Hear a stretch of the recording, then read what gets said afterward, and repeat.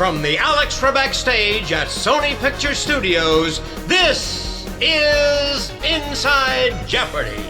Hello and welcome back to Inside Jeopardy, your exclusive and official podcast destination for all things happening in the world of Jeopardy! I'm Sarah Foss, and I'm joined today by a feet-up Buzzy Cohen. I'm just living large here in the Inside Jeopardy studio. Oh my goodness, you are. I wish you guys could see it. You know, impeccable loafers and fashionable socks, but he's got his feet up in the pod today. I'll put him down. I feel like I'm making people uncomfortable. Oh, no. No? Feel comfortable. Feel Yeah. relaxed. We want that to be how people feel when they're listening to the pod. You know, Jeopardy is such an intense, on the edge of your seat, as we'll get into in these games for this week. And I think that when people come to Inside Jeopardy, it should feel like a warm hug. I want them to feel like, okay, we're going to recap the games, but you're going to be comfortable. Whose hug is warmer? It's a safe place. It's obviously yours. I'm like the neurotic one here. No, I think you offer a very warm pod hug. Okay. Right. Well, you know who else is offering hugs in the world of Jeopardy knowledge? It's our champions. Yes. You know, we talk about it all the time. How can you prepare for Jeopardy? Is there a study guide? You hear it over and over again. Well, just this week, somebody said, "Did they tell you what categories to study?" And I don't know how that rumor got started. How does it still happen? Still happens. Drives me crazy. There's no study guide, people, in case you haven't heard. But, you know, you've offered your tips. Yep. Ken has offered tips. And now a few of our Jeopardy alumni have put together a resource to help.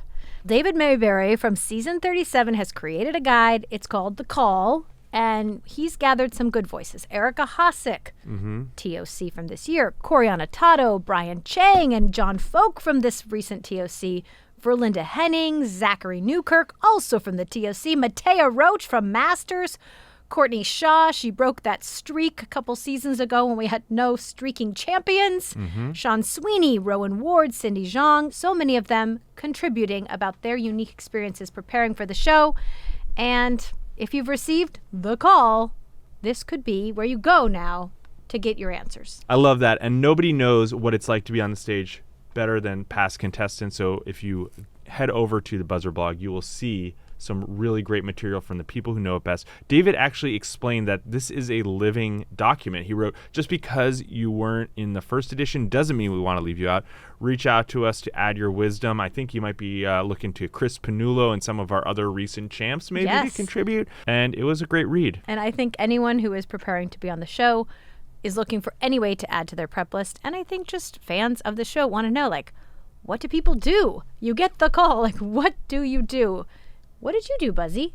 Oh, I did a lot. I mean, the first time I got the call, I probably didn't do as much as I should. I watched the show with the clicker in my finger, you know, that classic preparation. I actually do not have a TiVo, still don't have a TiVo kind of recorder, so I would have to go to a friend's house to make sure. I love it. With your toilet paper holder? Or I didn't do the toilet. I had the pen from the audition, you know, the pen with the red top. Oh, yeah. That they used to give to us. That was like the clicker pen. The clicker pen.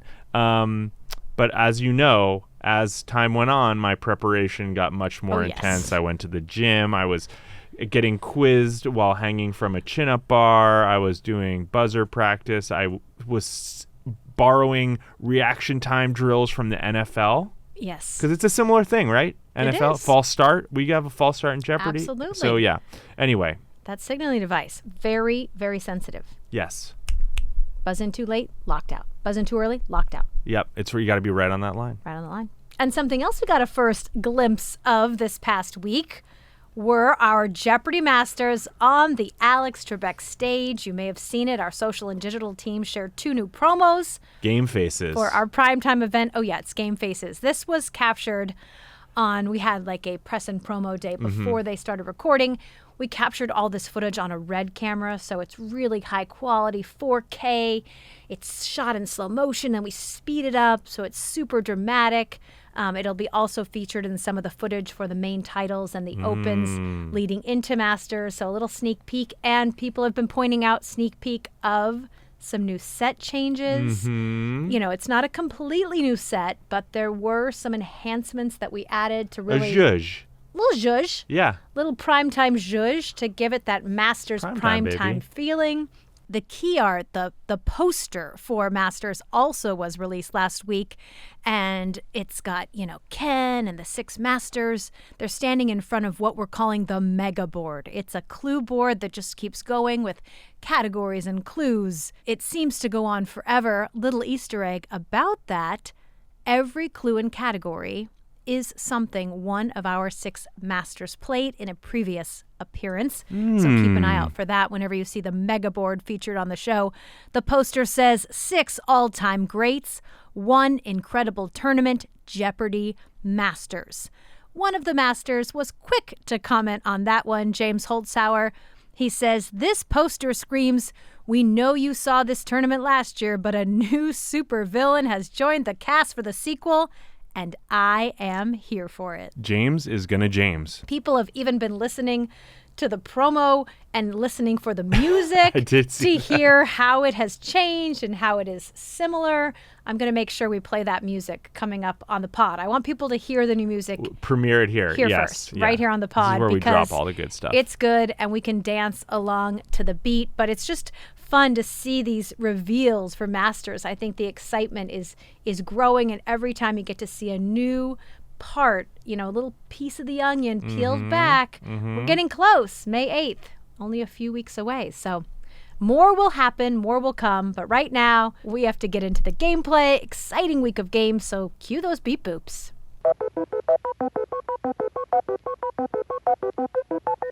Well, we kicked off the week with returning champion Rachel Clark facing PJ Brennan and Robbie Ramirez. This was a very classic Monday start where Rachel came out of the gate with a small lead after the Jeopardy round. I think that's not uncommon, especially, she has been on set already for a whole day and a little more comfortable. Yeah, and you're coming in as You're champion. You're like, I got this. You think like, oh, well, everybody comes into the, not everybody. Every champion comes into the game as a champion. But the difference is that morning briefing, you are introduced to the room as the champion. And that is a good feeling. That's like some Jeopardy street cred right exactly. there. In each of the first shows on a tape day, Ken or Mayim will come out to the audience halfway through the Jeopardy round and say hello. That's the first commercial break and the first chance to say hello. So during this break, an audience member asked Ken about the Clue Crew. Yes. Ken says, "We hope to do more remote clues, but it won't be plucky young people driving around in a Scooby-Doo van." I guess that's what Ken thinks of me. I was a plucky young person at one point, and we did drive around in a brain bus for a period of time. I don't know if anyone remembers the brain bus, but it had Alex's image and the Clue Crew images on the side of it. It was like a Winnebago that we wrapped in Jeopardy, photos and imagery, and then we would do contestant searches and live events around the country with the brain bus, and we wouldn't actually drive it, coast to coast. We would fly to a city, and then we would sometimes hop in the brain bus and drive from the hotel to the venue and come out like, a clown car of Jeopardy folks. I have a question. Yes. Is the brain bus like the Pope Mobile where it's like there isn't one? It's like there's one everywhere you go? Oh, no, we only had one. You only had one. And we had this awesome driver named Steve, and he would head out to whatever the destination was, a week in advance, because he had to drive the brain bus across the country wherever we were headed, and he would have such fun stories. He'd stop at a gas station. Of course, everyone's like, "Is Alex Trebek in there?" And, sometimes he'd lie and say yes, but I don't think Alex ever did get on the actual bus.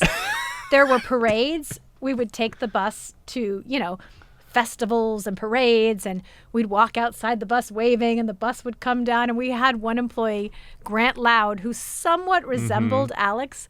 So there were times where he'd sit in the passenger seat of the bus and wave. He wasn't saying he was Alex, but people certainly believe that they saw Alex Trebek in that parade. So good memories, Ken. It wasn't a Scooby-Doo van. There was a brain bus.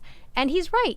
Ken, like Alex, would love to get out on the road and do some of those remote clue shoots. It was always so special when Alex was hosting to see him in the wild presenting clues. So we hope to make that happen, but we'll see what happens. And I do want to bring up the other podcast we're working on, This is Jeopardy, is going to have an entire deep dive Clue Crew episode. So if you love hearing these stories, which I do, we're going to take you even further. Back to this game, however. Back to this game, Double Jeopardy. Double Jeopardy. Robbie took over. Took over. I mean, almost double the PJ's second place score. He had finished the Double Jeopardy round with 22,400, 12 correct responses, no incorrect responses. Nobody had an incorrect response in that Double Jeopardy round, which I always love. I do too. And we had the quantum science category in honor of World Quantum Day, which is April 14th. Yeah, of course. And Spiros, who we actually went to Caltech to shoot with, he is the quantum god. I have learned. He has been a scientific consultant on Ant-Man, on Doctor Strange, on Captain Marvel, on Avengers Endgame. He actually coined the phrase quantum realm.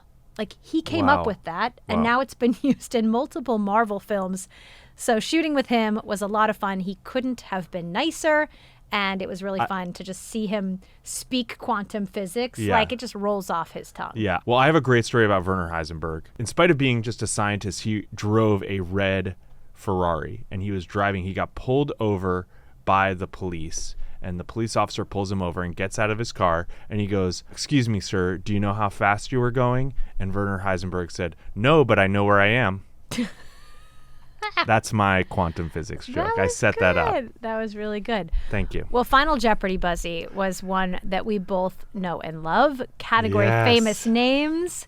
In 1966, the year of his death, he shared plans for an experimental prototype community in Florida. Was it a community of yesterday? No. It was an experimental prototype community of tomorrow. And Epcot. that is Who is Walt Disney? All three of our contestants knew it, but Robbie had the lead. So he had to get final correct. He did.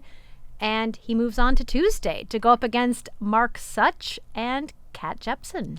Robbie finished the Jeopardy round with the lead, but Kat was right on his tail. Yeah, and in Double Jeopardy, Kat found both the daily doubles early in the round, scoring a total of $8,000 on her way to a big but not insurmountable lead going into final. And this was a final where everybody missed this one. Tricky Nobel Prize winner. I got to say, if you're going to come on the show, the Nobel Prize, especially for peace, good one to study. Sure. So the clue, category you just mentioned, Nobel Peace Prize winners, at times they each lived on Villakazi Street in Soweto. So it claims to be the world's only street home to two Nobel Peace Prize winners. Always difficult when we need two names. Mark and Kat were able to come up with Mandela, but none of our contestants was able to come up with Desmond Tutu. I have to say, we actually went to Soweto with the Clue crew, and we shot a very similar clue on Villakazi Street. Wow. I have a good friend who is, her family's South African. Her last name is Villakazi, and her uncle was actually in jail with Nelson Mandela on Robben Island. Yeah. Wow. We went there too. Yeah. And I actually did a clue from his cell. Wow. And it was a really moving experience. Back to the clue. Kat secures the win because she had built that big lead, and a small wager in final allowed her to go on. In the post-game chat, she said, you know, it just kind of floats out of your brain sometimes, the correct responses. And Ken actually joked that he had an experience of watching himself on Jeopardy at home, and sometimes when the clue would appear, he didn't know it in the moment, but Ken on TV somehow knew the response. I experienced so that you as well. experienced that as well? Yes. Well, Kat took that victory and floated into the Wednesday game as a returning champion against Laura Caton and Ben Chan. Yeah, in the Jeopardy round, it was all Ben Chan. He had 19 correct responses, only 3 incorrect. However, one of those incorrect responses was a $7,000 daily double. So despite having a great round, he finished the round with only $2,400. And when Ben wagered that $7,000, even Ken exclaimed, "Oh, wow, that's a lot of money, Ben." Yeah, I enjoyed the interview. As you know, I love the interview section. Ben talked about beating Aaron Rodgers at pub trivia, and he says that he's legit. And the truth be told, Aaron returned the following week and beat Ben. He joked maybe that can be his fun fact. I find it interesting that Aaron is just like going to pub trivia. I know. We didn't ever get an idea of how long ago this happened. So at what point of his Green Bay life? Oh, right. He may have been when he was the alternate for Brett Favre. Exactly. I think he could have gone to pub trivia a little bit, unrecognized, or at least even if he was recognized, they're like, you're the backup QB. Right. How cool can you be? But Ben Chan is not going to run into him in Green Bay anymore. No, he is not. Well, in Double Jeopardy, it was all Ben once again. I mean, 11 correct responses, 2 correct daily doubles. He has a runaway with $17,000. Yes, and when he did that all in on the first daily double, Ken said, "Oh, not once bitten, twice shy at all." It didn't even faze him. He came back with another big daily double. This time he was correct. In final, Kat was the only one who was correct, but Ben already had that runaway. Interesting thought, had Ben not had a runaway, there's a good chance he wouldn't even have won this game because he missed final and Kat got it correct. It was just that final clue of Double Jeopardy that allowed Ben to have the runaway. I just always find these sliding door moments so interesting because he's now going to be a one-day champion, going for a second win. We know he's going to go on to have some more, but it all could have been different. Totally. One clue could have changed it all. I'm one of those people. Everyone talks about my Tuesday, my second game. I should have lost to Jerry Virakunev, didn't, and you would be hosting Inside Jeopardy with someone else today. With Jerry? Yeah. And not Buzzy? Well, maybe not with Jerry, but certainly not with Buzzy. I can't imagine it. Well, you're going to have to imagine it. Ben does not have to imagine what it's like to be a returning... I don't have to imagine it, actually, because you're right here, but yes. Yes. Ben is imagining what his second win might look like as he returns to face Peter Early and Liz Jensen in our Thursday game. Yeah, Peter had a good Jeopardy round. He ended with $6,000, but on the strength of a $3,400 daily double, Ben was able to take another strong lead heading into Double Jeopardy. Liz and Ben both got final right in this one. Ben finishes with a lovely even $30,000 going into the Friday game, 2-day champion against Kari El-Sulla and Greg Saja. It was another impressive Jeopardy round for Ben. 14 correct responses. He ends that round just under $10,000. Ben has another amazing Double Jeopardy round, finishing with a $20,800 runaway. Greg did find that first daily double, couldn't convert it. Ben converts a $5,000 daily double, and he heads into the weekend as a champion. I do want to say in his post-game chat, he said he felt pretty good about his preparation. We are seeing that play out. He is a very, very dominant player. He spoke with a few people that have been on the show, and the most consistent tip was make sure you eat enough because you don't realize how much energy you use waiting for the show. So he said his mindset coming in was that anything can happen, enjoy it. It's clear that Ben is enjoying himself. Yes, and we want to let everyone know when you're tuning in today, expecting to see Ben Chan going for his 4th win, he was actually unable to travel when we had our next tape days after this. So you will see 3 new competitors on the Alex Trebek stage today. Ben will be coming back to join us, but maybe he's just going to enjoy some extra prep time until he comes back. Not many people get to leave as a 3-day champion and then have a little unexpected extra time to prepare. And also, how about this? He's still a champion. He's never been defeated, so he can just ride that. I mean, it's almost like don't come back as long as possible. Hold it off and just be an undefeated Jeopardy champion. Be the champion. Well, I hope Ben enjoys being an undefeated Jeopardy champion until he can return. Now let's get into those viewer questions.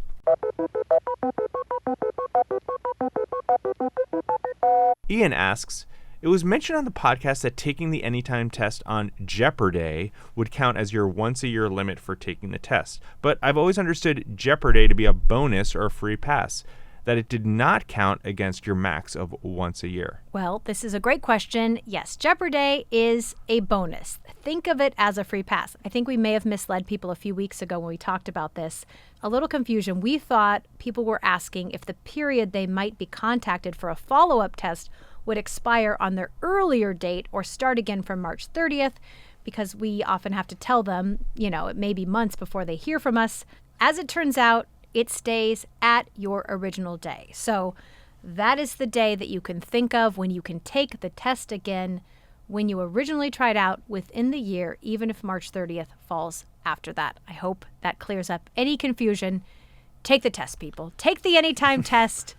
You can take it once a year and also take it on Jeopardy. I'm not confused anymore, so thank you, Sarah. Okay, great. Well, Doug asks, leading up to Second Chance and subsequently at the beginning of season 39, the Jeopardy YouTube channel uploaded highlight clips of each game, with the videos running about 3 minutes long. I noticed a few months ago that there's been a switch from 5 unique highlight videos per week to the week's highlights super condensed into one YouTube short.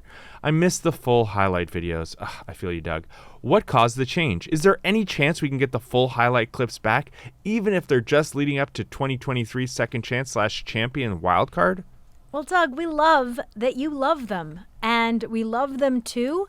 We just found that YouTube Shorts was an area that we really wanted to kind of explore, and the highlight was a really great place to feature that. However, they have a much shorter window of time that the highlights can be, so that's why the switch happened. I will tell you, though, we still feel the value of highlights, especially for events that don't happen week in and week out on syndicated Jeopardy. So you can be assured that for Masters, you will be seeing highlights, and for our special tournaments, you will see them as well. TOC and Masters for sure. Most likely, we're going to bring those back for Second Chance and also Champions Wildcard. So don't fret, Doug. We will have highlights for you. And in the meantime, we hope you enjoy the week highlights that are on YouTube Short. Well, that brings us to the end of today's show. As always, join us next Monday for more gameplay discussion, more great viewer questions, more just fun chit-chat about your favorite show. Yeah, fun on the pod. Join us for more of it. In the meantime, make sure to subscribe to the podcast, rate us, leave us a comment, share across social, and follow us at Jeopardy on Twitter, on Instagram, on Facebook, on YouTube, and on TikTok. And send us your questions to InsideJeopardyPodcast@gmail.com. See you next week.